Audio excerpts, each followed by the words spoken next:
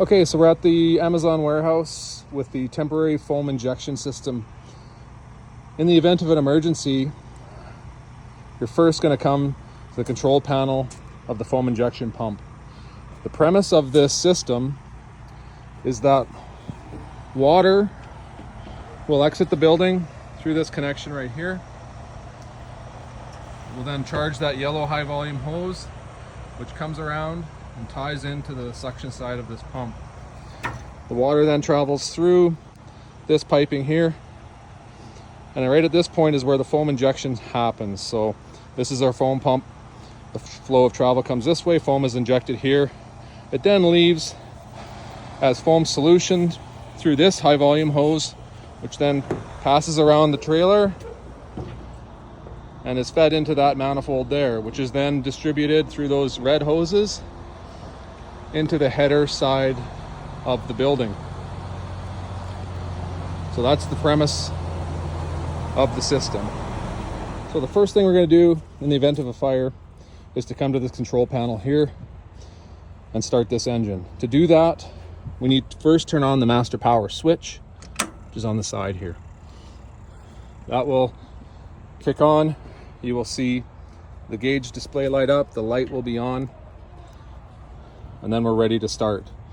If we need to start, then we will just simply turn the key to run, start the engine, and as soon as the engine is started, the flow of foam will begin.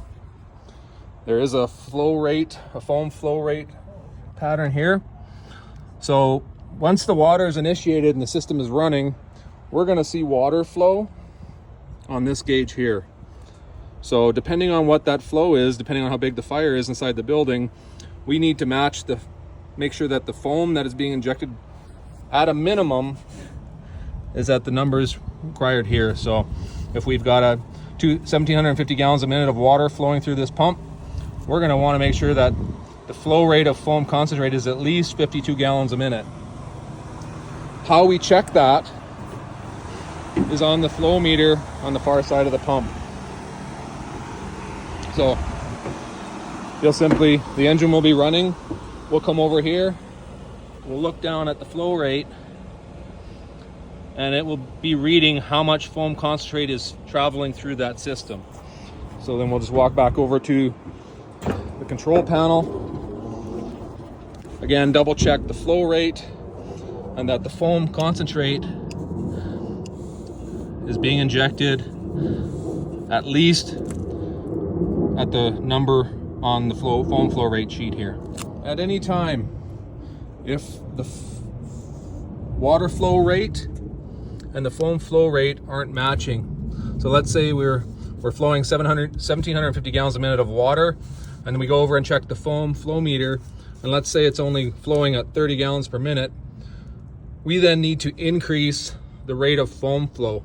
To do that, we will simply, at the control panel, as the engine is running, use this manual throttle control and turn it counterclockwise, which will increase the RPM of this foam pump, and therefore increased RPM equals increased foam flow rates.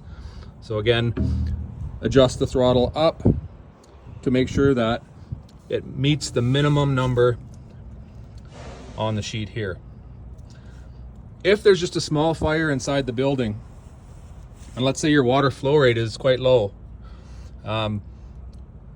it's going to be difficult to get this thing to flow the low numbers. So what you might find is if we have flow rate of say 500 gallons a minute of water and we start this pump, it's actually not going to be at 15 gallons a minute. It'll probably be closer to 30 or 35 because it's such a big pump. It has a hard time pumping low amounts. So in this case, it's okay. It's a small 1 or 2 head fire inside the building.